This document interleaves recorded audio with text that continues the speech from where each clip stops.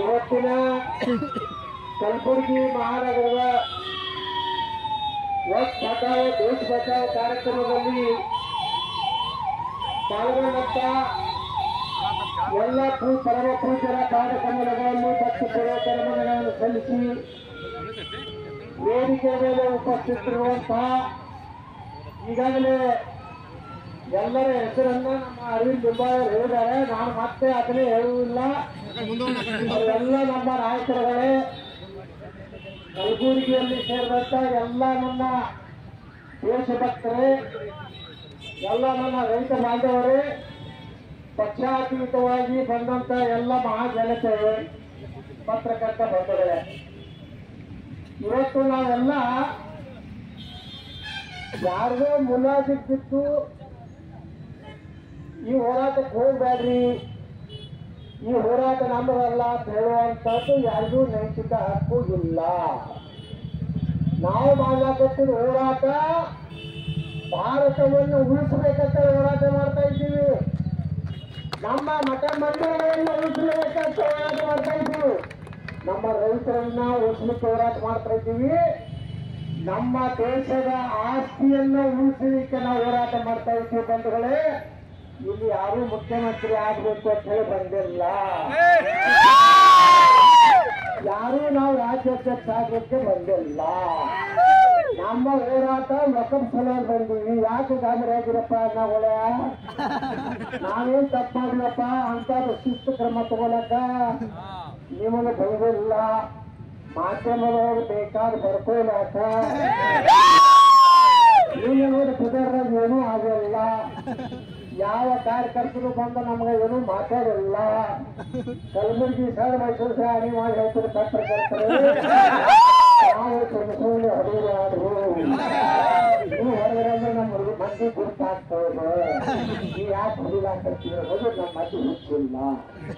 ಯಾಕಂದ್ರೆ ಎಲ್ಲ direct live ಇದೆ ಭಾಷಣ ಸೋಷಿಯಲ್ ಮೀಡಿಯಾದಾಗ ಎದುರುದಾರೆ. ಅದಕ್ಕೆ ನಮ್ಮ ಸುಮ್ಮನೆ ಯಾಕೆ ಗುರಿ ಮಾಡ್ತೀರಿ? ಬಂದು ಕೊನೆಗೆ ಏನ್ ಕೆಲವರ್ಗಾರ ಕೊಡ್ತೇನೋ. ಯಡಿಯೂರಪ್ಪನವ್ರು ಹೆಂಗಂದಾರ, ಯಡಿಯೂರಪ್ಪರೇ ಏನೇನಲ್ಲ, ವಿಜಯೇಂದ್ರರೇ ನಾವು ಅವ್ರ ಬಗ್ಗೆ ಮಾತಾಡುವುದೇ ಇಲ್ಲ. ನಾವು ಮೆಚೂರ್ಡ್ ಪಾಲಿಟಿಷಿಯನ್ ಆಗಿದ್ವಿ. ನೀವೇನು ಹೊಡ್ಕೊತೀರಿ ಹೊಡ್ಕೊಳ್ಳಿ. ಚಲೋ ನಾವು ಕೆಲಸ ಮಾಡ್ಲಕತ್ತ ಶುರು ಮಾಡ್ಲಕತ್ತ ಹೇಳ್ರಿ. ಇಲ್ಲ ಅಂದ್ರ ಭಾರಿ ಎತ್ತಾಳಿ ಏನ್ ನಡೆಯತ್ತೆ ಕರೀರಿ.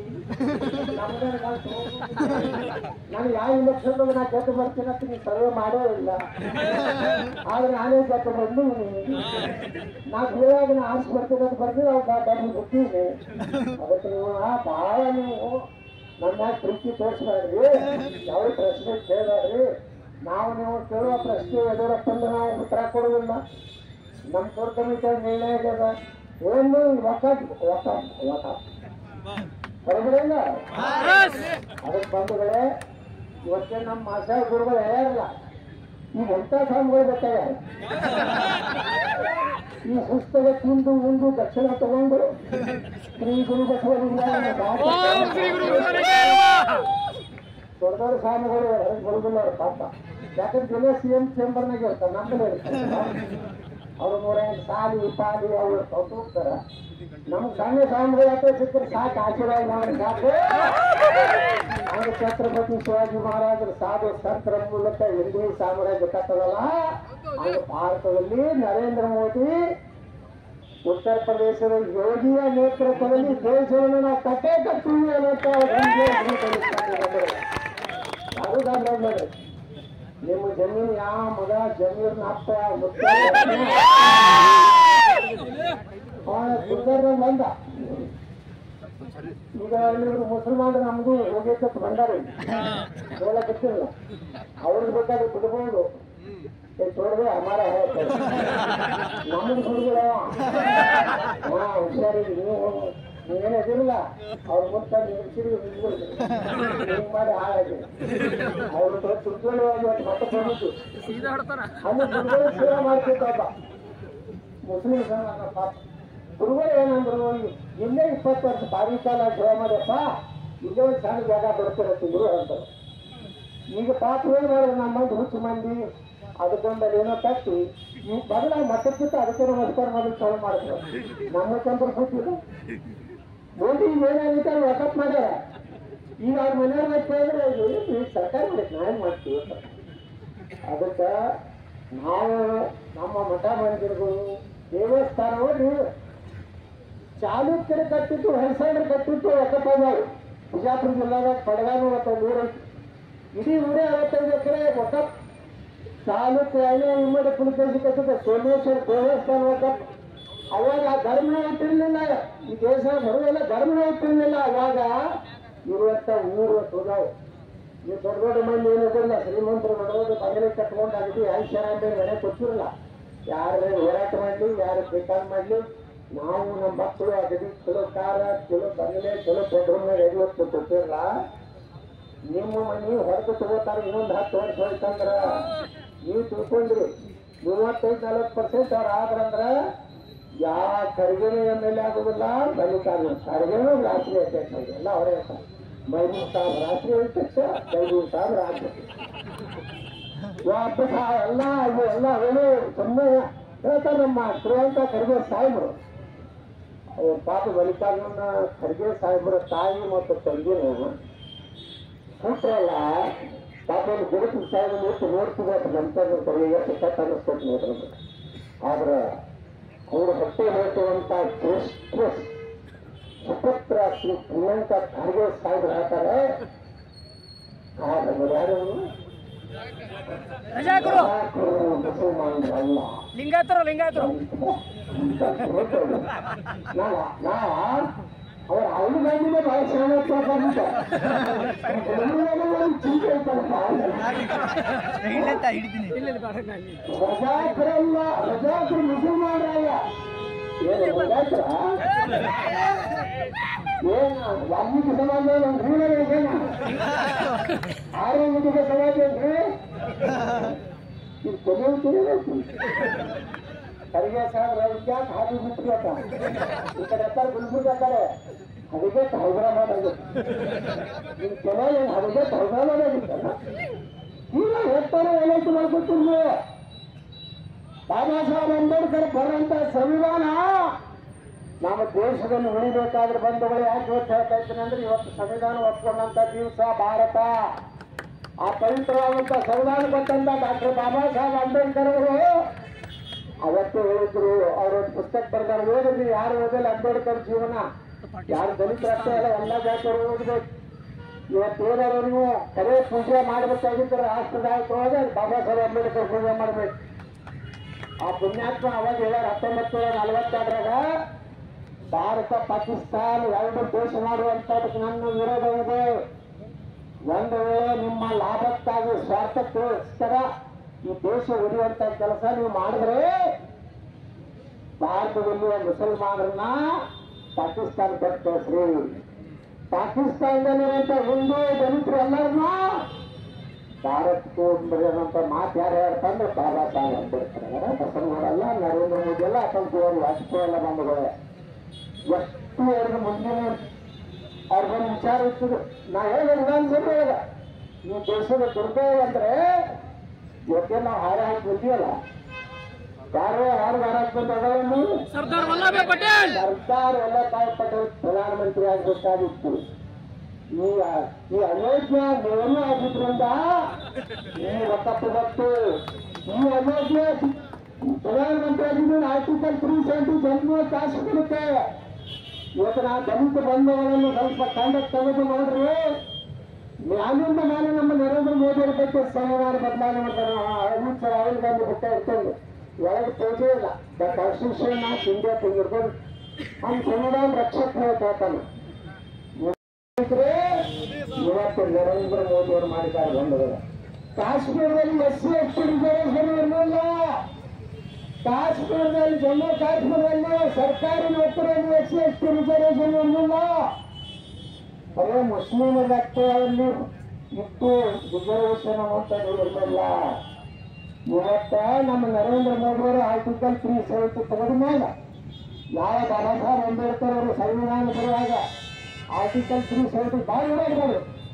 ಕೊನೆಗೆ ಗಾಂಧಿ ಬಂದು ಹೋಗಿ ಗಾಂಧಿಯವ್ರ ಕಡೆಯಲ್ಲಿ ಹೇಳಿಸಿ ಶೇಖಪ್ಪಿಲ್ಲ ನೀರು ಕೂಡಿ ಒತ್ತಾಯ ಮಾಡಿ ತಪ್ಪು ಸೌಂಟಿ ಸೇರಿಸಿದ್ರೇನು ಆ ಬಾಬಾ ಸಾಹೇಬ್ ಅಂಬೇಡ್ಕರ್ ಆತ್ಮವಾಗಿತ್ತು. ನನ್ನ ದಲಿತ ಬಂದು ಒಂದು ರಿಸರ್ವೇಷನ್ ಇಲ್ಲ, ನಾನು ಬಹಳ ದೊಡ್ಡ ಪ್ರಮಾಣ ಮಾಡಿದ್ದೇನೆ ಅಂತ ಆತ್ಮದಾಗ ಕೊಡುತ್ತಾ ಇತ್ತು. ಇವತ್ತು ನರೇಂದ್ರ ಮೋದಿ ಅವರು ಆರ್ಟಿಕಲ್ 370 ತೆಗೆದು ಇವತ್ತು ಜಮ್ಮು ಕಾಶ್ಮೀರದಲ್ಲಿ ಮೊದಲ ಬಾರಿಗೆ 5 ಮಂದಿ SC MLAಗಳು ಆಗಲಿಕ್ಕೆ ಕಾರಣ ನರೇಂದ್ರ ಮೋದಿ ಅಂತದ್ದು ನಾವು ಹೇಳಬೇಕಾಗ್ತದೆ. ಸಂವಿಧಾನ ಯಾರು ಮುಗಿಸಿದ್ರು? ಬಾಬಾ ಸಾಹೇಬ್ ಅಂಬೇಡ್ಕರ್ ಕನಸು ಯಾರು ನನಸು ಮಾಡಿದ್ರು? ನಾವೇನಾರ ಸಂವಿಧಾನ ತಿದ್ದುಪಡಿ ಮಾಡಿದ್ರೆ ಶಾಲೆ ಪುಸ್ತಕ ತಗೊಂಡು ಅಡ್ಡಾಡ್ತಾರೆ. ಅವ್ರಿಗೆ ಅಂದು ನನಗೆ ಮೊದಲ ಇತ್ತು, ತಂದೆ ತಯಾರಿರುತ್ತೆ, ಮುಂತಾದ ಮಾಡಿ ದೇಶ ಹಾಳು ಮಾಡಿದ್ವಿ. ನಾನು ಸುಳ್ಳು ಯಾವ MPಗಳು MLAಗಳು ಮಾತಾಡಕ್ಕೆ ತಲುಪಬೇಕು. ನಾವು ರಾಜ್ಯದಾಗ ನಾವು ಹೋರಾಟ ಮಾಡಕತ್ತೀವಿ. ಸಾಮೂಹಿಕ ನಾವು ನಮ್ಮವರೇ ನಮಗೆ ಅದಕ್ಕೆ ವಿರೋಧಿದೆ. ಅವತ್ತು ಅವ್ವಾಗ್ತಾವಲ್ಲ ಮುಖ್ಯ ನಿಮ್ಮ ಅವ್ವಾಗ್ತಾ ನಮ್ಮ ಅವ್ವಾಗ್ತಾ ಯಾರು ನಮ್ಗೆ ಗೊತ್ತೈತಿ.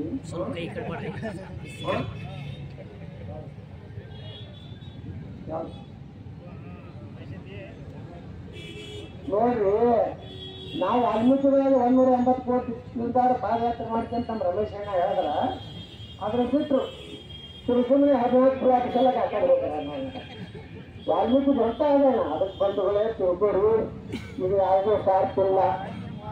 ನಮ್ಮ ಅರಿಂದ ಹೇಳಿದ್ರೆ 4 ದಿವಸ ನಾವು ಗುರುಗಳು ಹೇಳಿದ್ರು ಅಲ್ಲಿ ಯಾಕೆ ಹೋಗಿ ಮಕ್ಕೋಬೇಕು ಹೇಳಕ್ಕೆ ರಂಗನ ಕರಿಬೇಕು. ನಾನು ಎಲ್ಲೆಲ್ಲೋಗಿ 4 ದಿನ ಹಾಕ್ತೀನಿ ನಾನು. ಹಾಂ, ಈ ರೀತಿ ನಾವು ಯಾಕೆ ಹೋರಾಟ ಮಾಡಕತ್ತೀವಿ ಅಂದ್ರೆ ಇಲ್ಲೇ ಕಲಬುರಗಿ ನಮ್ಮ ರವಿ ಪುರಾದಾರ ಪಾಟೀಲ್ರ ಎಲ್ಲ ಅಡ್ಕೊಂಡ್ರೆ ಅದ್ರ ಪುರಾದ ಮಾಡಿ ಪೂಜಾ ಕಾನ್ಯಾಕ 18 ಎಕರೆ ಕಟ್ಟಾರೆ.